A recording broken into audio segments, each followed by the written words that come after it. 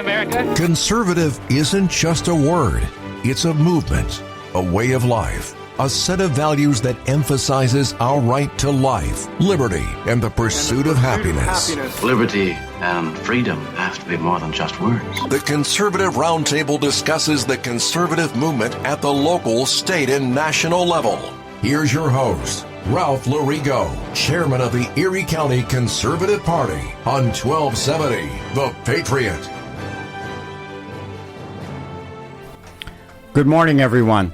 Well, we have a very informative show for you today. We're going to, since we're in the middle of the campaign season, we're going to bring you candidates. These are conservative Republican candidates.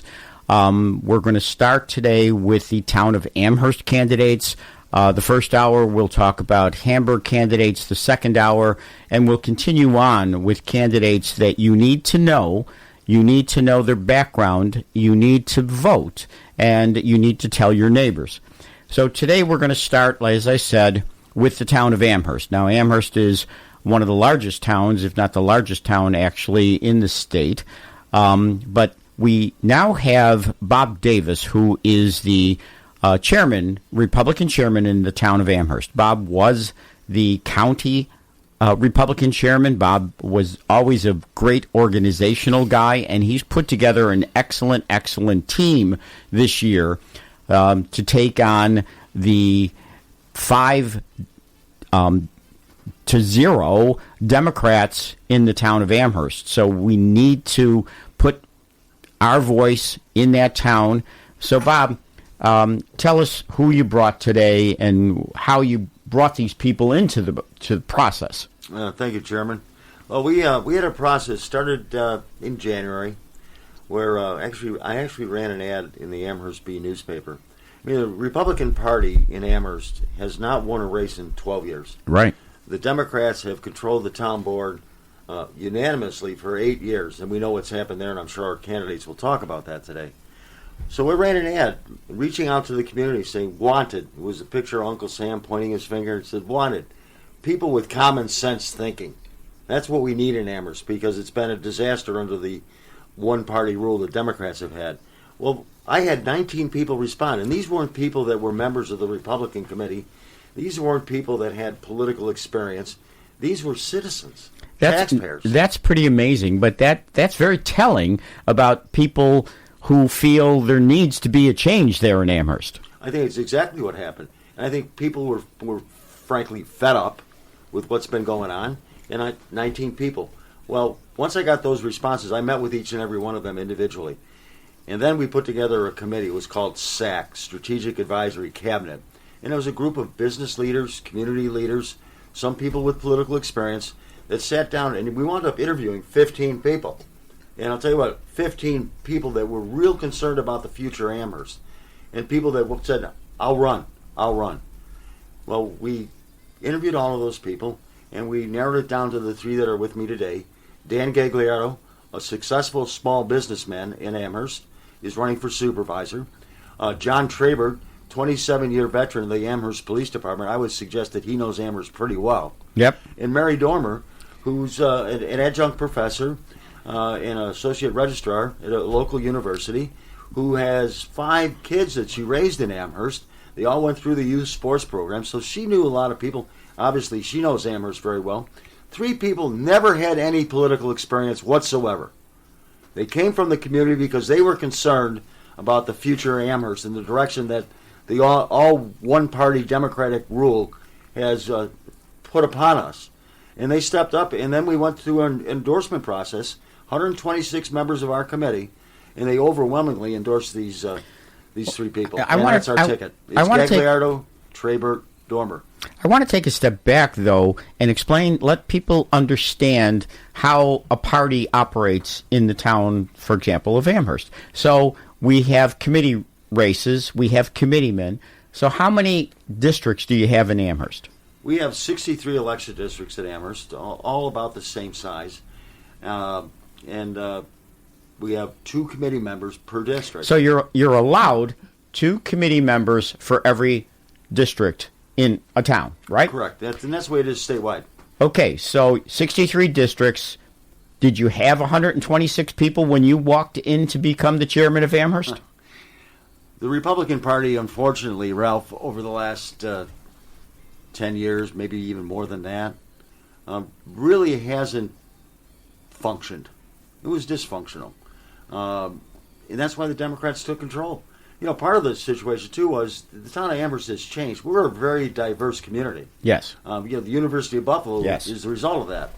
It used to be a Republican town, overwhelming. When I was county chairman, I counted on the votes coming out of Amherst to produce numbers that were good for our countywide candidates. That's not the case anymore. Unfortunately. Right now, there's 13,000 more Democrats in the town of Amherst than Republicans.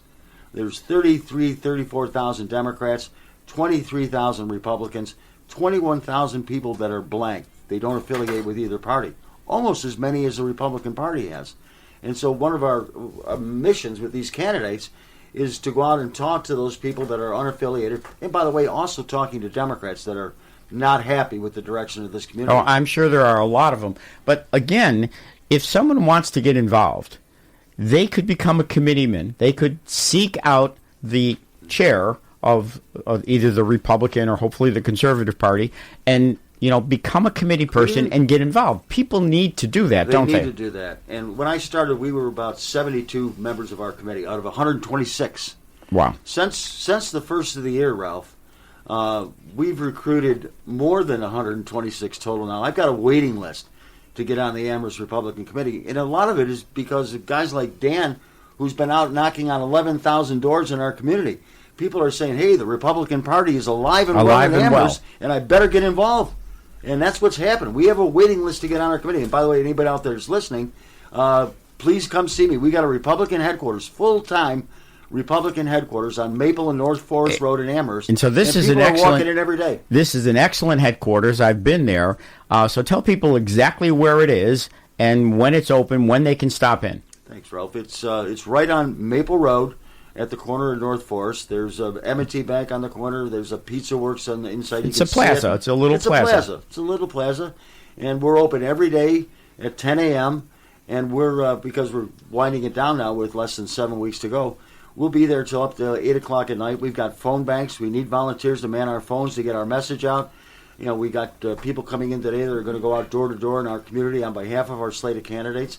And we're there 7 days a week. So anybody that wants to get involved can simply walk into that headquarters and say, look, I want to do something, whether that's simply putting up a sign, whether that's, you know, manning phones, whether that's, campaigning in any way that they're willing to do it. You're willing to accept that kind of... Absolutely. It's happening every day. We're getting 20 to 30 people walking in and out of the parking lot.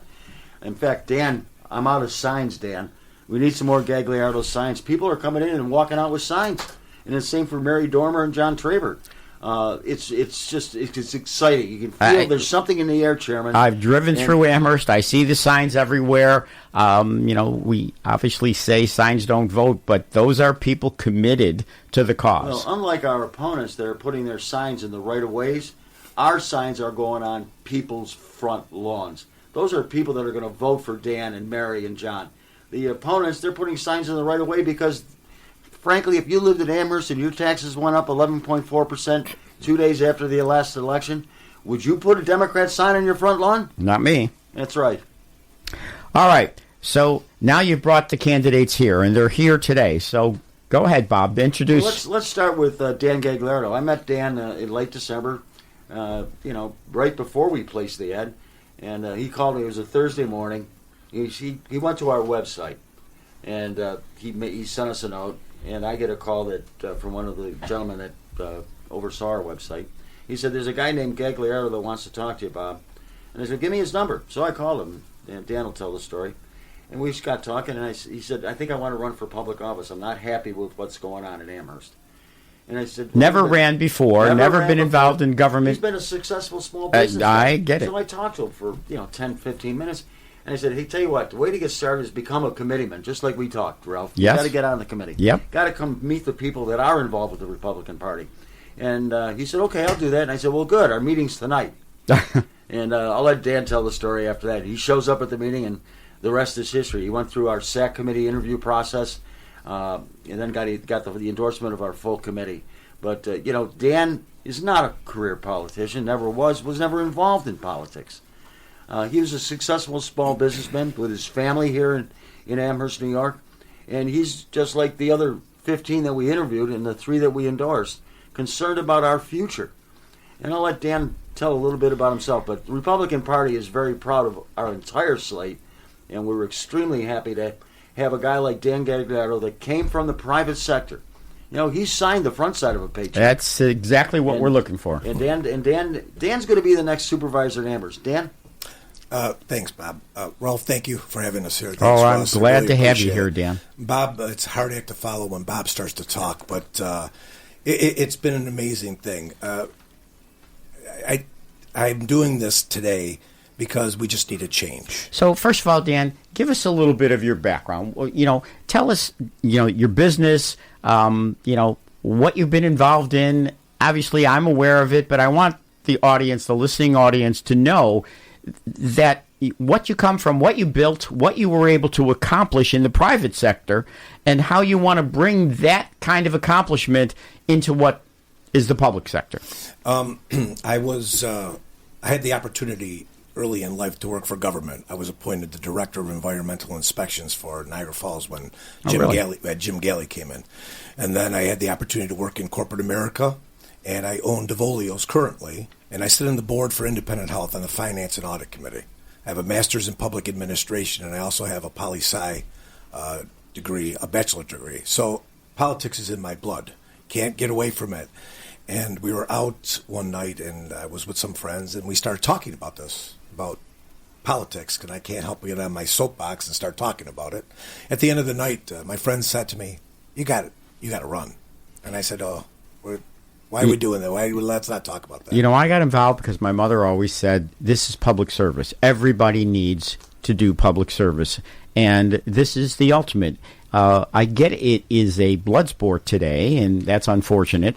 But, again, I want to still go back through some of that background. Your restaurants. Tell me about your restaurants, how you got involved in that, what those restaurants do. The family's been in the restaurant business for over 70 years. Wow. 15 years ago, I went out to Sonoma, and I saw a little olive oil and vinegar store, so I opened up them in Williamsville and across the county, and all of a sudden we got restaurants, and today I have 3. COVID shrunk our base down, but we had the opportunity to expand and kind of figure out what we liked doing and what was important. But where are the restaurants? Where are they all located? in Amherst now. Okay, tell people where they are, what you serve, what you got. I have one on Main Street and one on Transit Road, and also I have one in the corporate headquarters of Tops. And we serve. It's an American fare. We have pizza, salads, sandwiches, and antipastos. We've been around for a little bit. We sell olive oil and vinegar from all over the world, so that's how we got our start. Right. And the best olive oil, olive oil, the best. I was going to plug that now. Okay? I'm going to plug it because I know it. Commercials on this station. No, that's quite all right. But we do have the best olive oil. It's always fresh, and you can't find stuff like that. But we've been entrenched in this community. And I want to say something, too. When we're out there, and with these 11,000 homes that we've knocked on, or the doors that I've knocked on, people know it. And they really respect it because we've bought a great product. See, that to me is an important piece of who you are, that you're not just selling a product. You're making sure you're selling the best product. You're making sure that you're taking care of consumers. That, excuse me, that is what your basis has been, and that's what you've done for a long time. Now you're planning to bring that into public service. Well, I didn't realize, until I started knocking on doors, what I found fascinating was I would go to the doors and I'd have my shirt on because I worked in the morning and I would go out in the afternoon. Yeah. And everybody would notice the Devolio shirt. They didn't want to talk to me about politics. They wanted to talk about the restaurant. Right. So, I mean, this is the way it turned out. Yeah. It's been wonderful because what ends up happening is that people respect the fact that you have a business. And I think you say it right, Ralph. You come from the community, you're entrenched in the community, you do these things, and what ends up happening is people respect the fact that you do this, just like your law firm. People look at that, they work with you, and they understand it. In Amherst, people are just tired. They've been very tired, and you could see that. So when we went through the process with Bob, it was very simple for us. You know, we got in there, we talked about it, we talked about these things. Bob put me on the spot the first night, and we go through this SAC committee. But I will tell you. We're going to take a short break, but we're going to come back with Dan, and we're going to talk more about that and why he wants to do what he is about to do. If you want to call in and talk to one of our candidates, you certainly can. The Patriot Studio line is 716-500-1270. You can call in that line if you'd like to talk to one of the people that we have here today or at any point in time. Okay, Dan, let's continue on with, so Bob Davis puts the ad out, you answer it, you want to be involved. Why? Why do you feel the need at this point in your life to get involved with the town of Amherst? It's the right time in my life. I'm not operating the restaurants anymore. My wife and my children are, and my management staff. It's the right time. They actually bought me golf clubs because they wanted me to go golfing and stay out of the business. So when I did this with Bob, it was a decision that I had been building up with. Before we went out to commercial break, the person who really pushed me over the edge was my wife. She said to me, she goes, "That's perfect." She goes, "You have to do this." And I said yes. And there were just so many things that were wrong.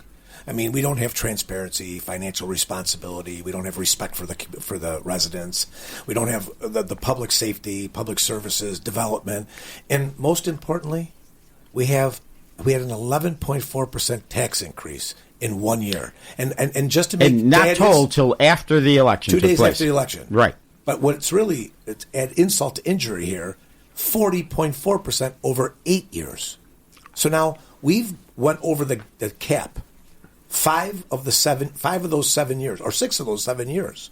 To me, they're not doing fiscal responsibility procedures, and business acumen is being applied to this government. And so all of that tax increase in a town that probably has more businesses in it than any town in the county. And so they have that tax base, they have that commercial tax base, and yet they're taxing individuals, homeowners, raising their property taxes, and the last one, 11.4%, not told prior to the election, told 2 days, as you said, after the election. Let me give you some statistics. In 2017, we had 125,000 people. 8 years later, we have 131,000, so it's only 6,000 more people. Taxes went up 40%, budget went up 40 million, borrowing went up 80 million. Wow. The statistics don't work. And what we have here, when I had the opportunity to speak to the comptroller, we don't have fiscal responsibility. There's not audits done on departments. We don't have a central purchasing department. There are things that within this government that they do not adhere to that are just basic business principles. Listen, I can't run my business without having those things in place. That's and right. Today, P&L statements that are given to these board members are not even accurate because department heads are not forced to give all their expenses at the end of each month. So how are you making decisions? It's incredible. Tell me about a couple of the major things. So we talked about the 11.4% tax increase. What about this sale of the golf course? How crazy is this? What did Amherst pay, and what are they selling it for? I want to give you the whole story here really quickly. What we've got is we have something that's called Amherst Central Park. Amherst Central Park included Westwood and Autobahn. Dover Cole put out there's a video out that's unbelievable. It was massive. It was a beautiful plan. Okay, so 4 years ago, the town buys Westwood for $7.8 million. $7.8 million the town paid. Paid for it. $7.8 million, we bonded. By the time we pay this off, it's going to be $13 million. But what people don't recognize is that this Amherst Central Park theme has cost us over $28 million, including the purchase of that property. But let's just take Westwood for a second. Now they want to give this to the county for $1. $1. That they paid $7.8 million. That cost them $13 million with their interest. Where you got to pay this for 23 years. You still got to pay it after they give you $1. So they want to do this. They want to give it to the county. Go we found this out in April, we come out and say, listen, don't do this. Let's put this as a referendum. No, I go to Nicholas Design. Nicholas Design comes down, offers to come and do an assessment at Westwood for nothing. I send a letter to Brian Culp and town board members telling them they want to come down and do this at nothing on Thursday. Friday, Friday at 4 o'clock, I receive a text message or an email from Joe McMahon. You're not allowed on the property. It's trespassing. Oh, my God. Nicholas Design decides to come down anyways. But what they didn't realize is a person came down. His name was Chris Cochran. Chris Cochran came down from Toronto anyways, drove down, did a peripheral view of Westwood. But he was here 11 years ago with Jack Nicklaus. So he knew the course. Okay. So now they come up with an assessment that says $9.2 million at the worst case scenario. It's worth. And they did that assessment for free, right? For free. Well, here's the situation, Ralph, and this is what I told them. I had a press conference. I said, here's the assessment. Forget the election. Just go out for an RFP and see if anybody is interested in doing this. Because if we can make this a taxable entity, why wouldn't we do that? It makes all the sense in the world. Right. So when you say it's an assessment, that's the fair market value. To put it back as a golf course. That's right. So that's what someone would pay for that property, $9.2 million. That's right. And it would go on the tax rolls and be developed. That's right. That's one of the alternatives that the town of Amherst has. Now, let's assume. Now, I also have an article that's going to be coming out on my website that shows that golf courses are the hottest properties across this country right now for purchasing. But let's assume we don't find anybody. My position is this. Why are we not making this our town golf course? And why don't we sell Autobahn like they wanted to do in this huge study? Because Autobahn's a much more valuable place than Westwood because it's out there. UB's right by it. More activity, easier to get in and out of. Crickets. But I'm going to tell you about a real quick story because I think it's really important. October 2024, Don Postles was at the Rath Building with Mark Poloncarz. Mark Poloncarz came up to him and said, I'm taking over Westwood. And I'm going to give you the exclusive, Don. And Don says, why don't you give the exclusive to me now? He goes, oh, no. I'm going to wait till April because it's an election year. So here's the number one problem that's going on in Amherst. No transparency, backdoor deals, and this is why we have an 11.4% tax increase, and you find out 2 days after an election. This is what they do. This is Mark Poloncarz, who at an editorial meeting said he's going to wipe the Republicans off the face of the earth. Yes, he did. In Amherst. Yeah. This is the kind of talk, we have an assassination with Charlie Kirk. We have all of this hate talk. Mark Poloncarz, not just, with his buddies, but at an editorial board, says he's going to wipe the Republicans off the face of the earth. What he said, Ralph, we're not worried about the Republicans in Amherst. We're going to wipe them off the face of the earth. That is a quote in an April edition of the Buffalo News. Incredible. I want to say something because I think it's really important. Charlie Kirk, what we should have learned from that is that we can have our differences and be able to speak. Exactly. And that's the point. Listen, in my restaurant, I don't ask you what your party affiliation That's when you right. sit down. That's You're right. Republican, conservative, Democrat, That's right. independent, blank. It doesn't matter. And that's exactly what this team is going to do. We don't care. We're out there for the people. But unfortunately, what this particular administration has done is that they have a problem. There's an arrogance factor that follows them. That's the problem that we have today because they think they know better than we do. And 3 of these board members work for Poloncarz. Is that the case? Yeah, it is, Ralph. 3 of them are appointees of Poloncarz. Mr. Lavin, who is running against Dan for supervisor, not only does he get paid $39,000 as a member of the Amherst Town Board and as deputy supervisor, he's making over $130,000 as a deputy commissioner of personnel appointed by Mark Poloncarz. Where's his allegiance? And then you got another board member that's making $154,000 a year, courtesy of Mark Poloncarz in Erie County. And then another board member who was the commissioner of senior services, making well in excess of $130,000. But then Poloncarz removed her from that to put somebody else in there and had her go over to the Erie County Library Board as their assistant director, deputy director. And by the way, she will claim that she's not an employee of Erie County and Mark Poloncarz, but the fact of the matter is she's appointed by the Board of Trustees for the county library, and there's 15 members on that board, and Mark Poloncarz appoints 10 of them. So you got 3 members, and when you talk about Westwood, 3 of the 5 members are paid by Erie County taxpayers. They should recuse themselves on voting on a transfer of the property to Erie County for $1. But they when did it cost not. the Amherst taxpayers $7.8 million. But they did not. They did not. So this, in my opinion, it's not just conservatives, it's not just Republicans, it's not just independents or blanks, it's Democrats that can't be happy with the way this thing is being done, the way this has been run. And I want to say that I don't believe so, and I think it's going to be proven this year. And I have to tell you something. We're going to all party.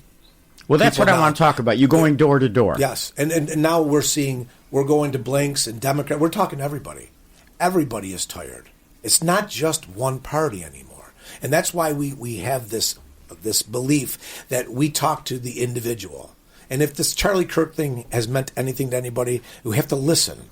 And Right. most people cannot handle those types of things, like 11.4% increase. I want to just say something. By the time we pay off our bonds, we're $194 million in debt. It's $500 million. Who has to pay for that? My children, my grandchildren. I get it. You know, Ralph, I've got to say, we haven't said it yet in this show, but we've got to get to John Traver and Mary Dormer. We're going to get to John now. You know, it's the first time in probably 15 years, maybe more, you may be able to tell me. But not only am I Does that proud mean of- that I'm older than you? Is that what No, you're trying to infer? I didn't say that, Ralph. Yeah, I don't want to get you mad at me. But, you know, what's happened this year hasn't happened with the Republican and Conservative parties in Amherst in well over a decade. And that is, not only am I proud of our Republican committee men and committee women for endorsing these three people, but I'm also proud to say your party, the Conservative Party, saw it the same way. And for the first time in probably 15, 20 years, all of these candidates, Gagliardo, Trabert, Dormer, will appear on the Republican line and on the Conservative line. And I think that is significant. It is. The first one I met was John Trabert. I met John at a political breakfast that we have every single Saturday, had it for over 30 years. And John impressed me from the very, very beginning. So, John, give us a little bit tell the people about your background, because I think that's extremely important, what you've done. Yes, thanks, Ralph. Thanks for giving us the opportunity of coming on the radio.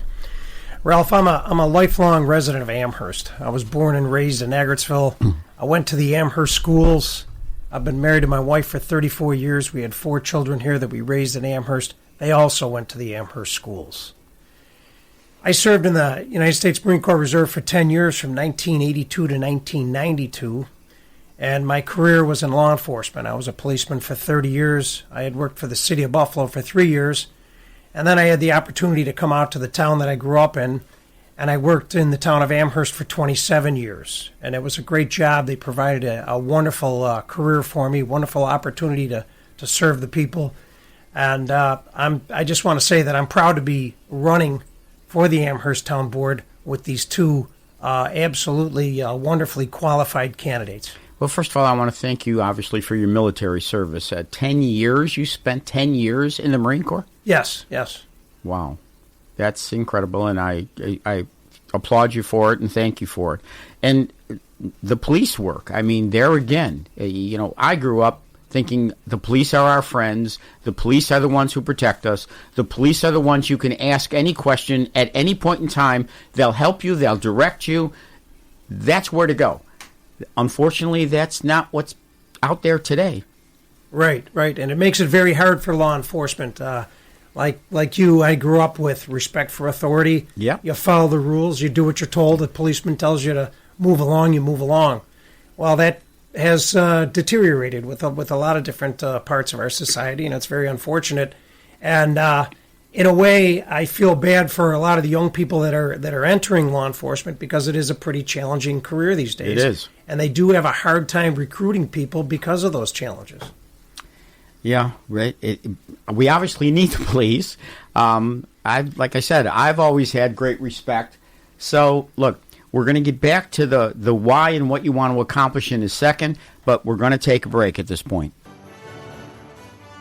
Welcome back, everyone.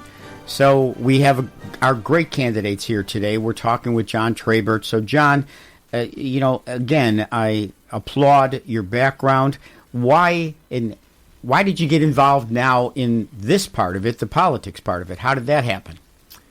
Well, I started going to the Amherst Town Board meetings about 3 years ago, and I started to pay attention to the local politics. Started watching the spending, started watching the contempt for the taxpayers that was going on in the council chambers at the meetings, and I just started to get more involved. And then when I saw the ad that Bob had put out in the Amherst Bee, I responded to that ad. That's fantastic. There again, public service. Well, you've had a life of public service. Yes. And I always say this, the town was very good to me. The town, like I said, they afforded me a great career, great opportunity to raise my family here, and I would just like to pay this town back a little bit more. I'd like to continue in my public service by doing the best I can for the citizens of this town. Look, with your background, in my opinion, that's exactly the kind of person that I'd want, up there on the town board making decisions, because your whole life has been to protect people, to take care of people in a way that police or the military has taken care and protected people. And I'm sure, in talking to you, I know that's what you want to do to the town residents of Amherst on that town board. Yeah, so Ralph, people have busy lives, right? They shouldn't have to keep tabs on their local politicians. They should have enough trust and confidence in these people that they've elected that they know they're doing the right thing. And I think with the three people we have right here, that is what we want. We have no self-interest here. We want to do this. Dan has a successful career. Mary has a successful career. I'm retired. I could walk off into the sunset. But we want to truly make a difference. We want to serve the people. We want to be accessible. And we want to do the right thing for this town. And that's really the bottom line. I thank you for it. So now, Mary Dormer. Okay, Mary, so give us your background now. Hi. Thank you, Chairman. Thank you for having me here today and my team. So this is such a fantastic time in my life to do this. You talk about getting involved and wanting to serve your community, like John just spoke about, like you spoke about earlier in the program. I have always had this in my blood. My dad served in the military. My brother served in the military. And I always thought at some point in my life I'm going to take this energy and this commitment to my community and step forward. And when you look around and you see what has gone on in Amherst, the disservice to our residents, knowing my neighbors, how we're impacted, now has never been a better time than now. It's never been a better time than now than to do that. My background is really very strong. I have a master's degree. I've worked in not-for-profit. I've worked for a small business. I've had a lot of volunteer experience across the town. Now I work as an administrator at a local university.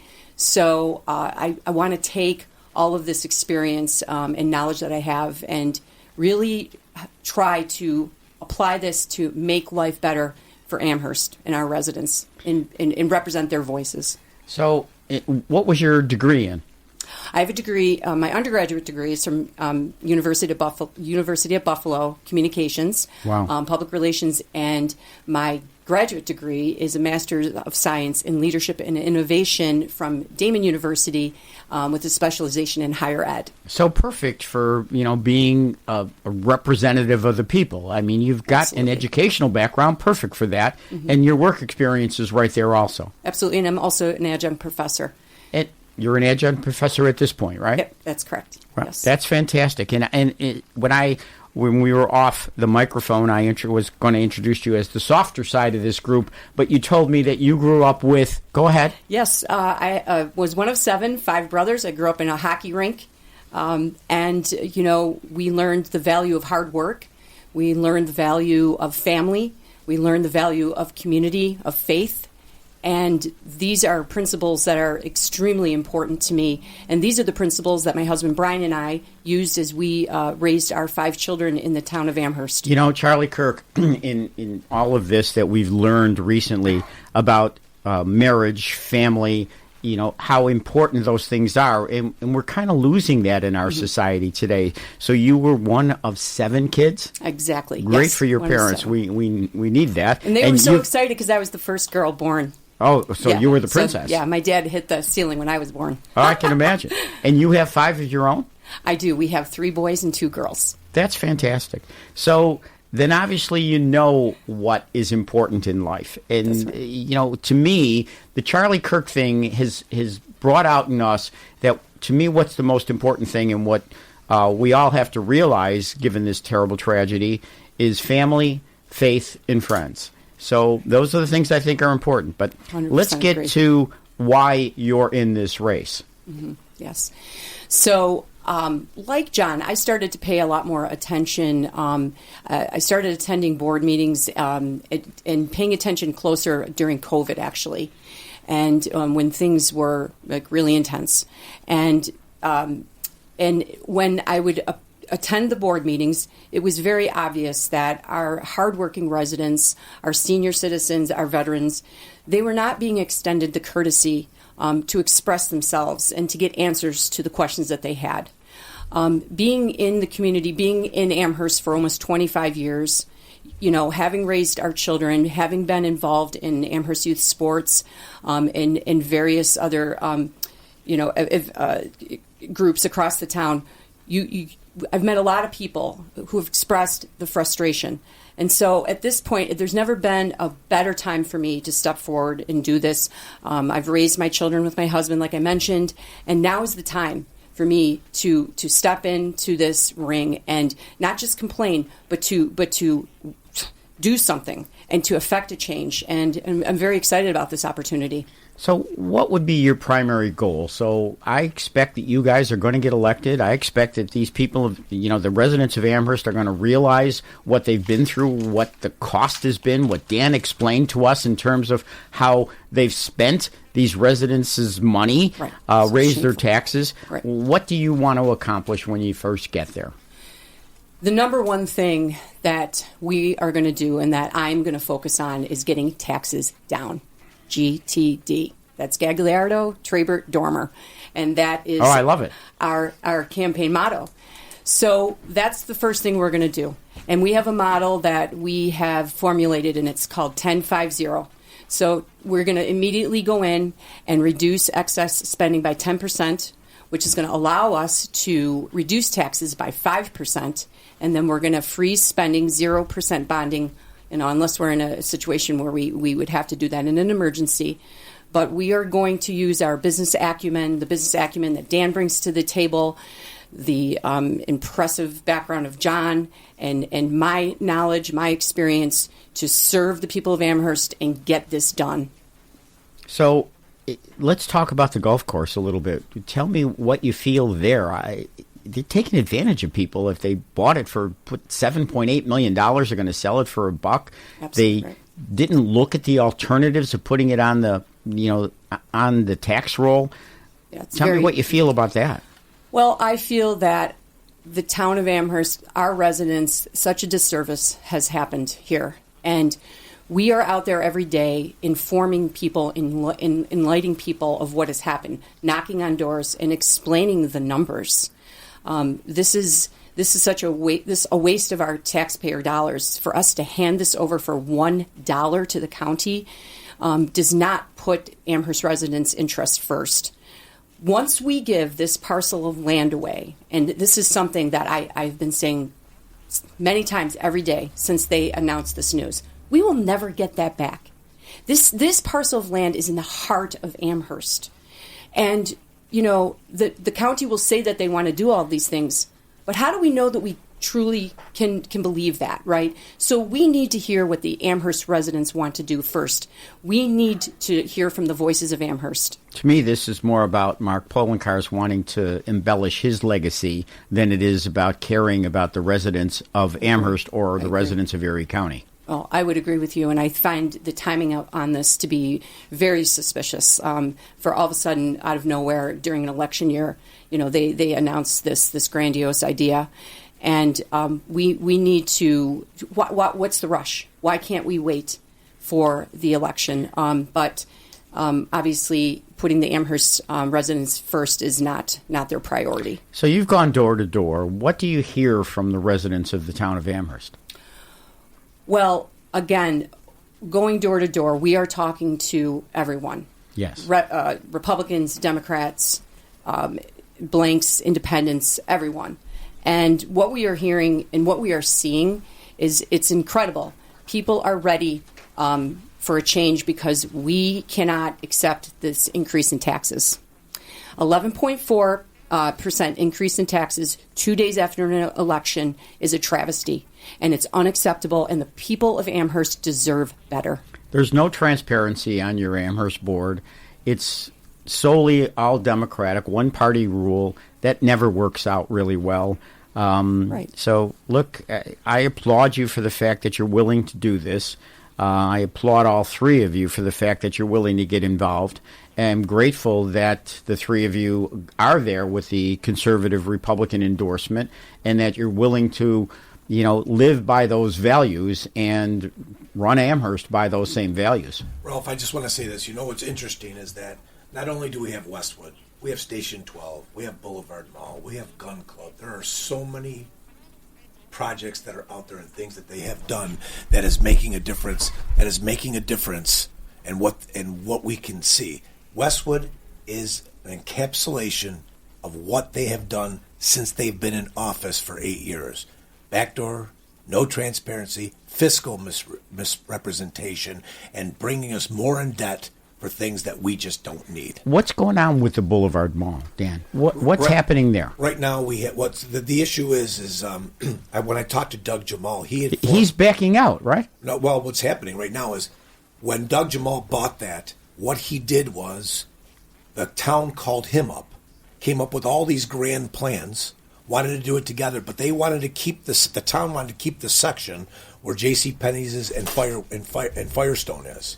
Here's the problem. They went in after eminent domain. What they didn't realize, and this as an attorney, you have to buy the property at fair market value. Plus, they have to give them the money for the money that they've lost while that they're going to lose by moving them out of there. Well, they don't have the money to do that. Now, remember, Doug Jamal got rid of all of those tenants. So now they don't have the money to give to Doug so he could start the project. Now they back up and now they're saying he's not paying his bills, he's not doing this. So what they did was they brought him along. They thought that these people think that they're urban planners, urbanization. This is what they want to do. And the only people get hurt are people like Doug Jamal. And Doug has been so good to Buffalo. And you're right. He was sold a bill of goods in this situation. That's right. And right now, it's funny. Mary just mentioned this, and I have to say this. You're starting to see things happen like Westwood and Station 12. I'm really happy that Station 12 has announced 12 stores. Here's my point. They're not opening them up until next year. We have to make sure those leases happen. And, in my opinion, look at Trader Joe's is getting up in 4 months, but it's taking them almost a year. So, look, I appreciate that all of you are here. I expect that, this way the people get to know you. I, again, thank you, and I certainly expect you're going to be running Amherst soon. Thank you very much, Chairman. Thank you.